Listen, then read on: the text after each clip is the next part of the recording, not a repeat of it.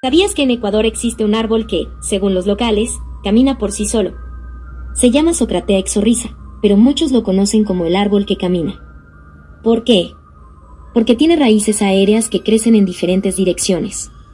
Y cuando el terreno ya no es ideal, el árbol deja morir algunas raíces y genera nuevas hacia donde quiere ir. Esto le permitiría desplazarse hasta 20 metros en varios años.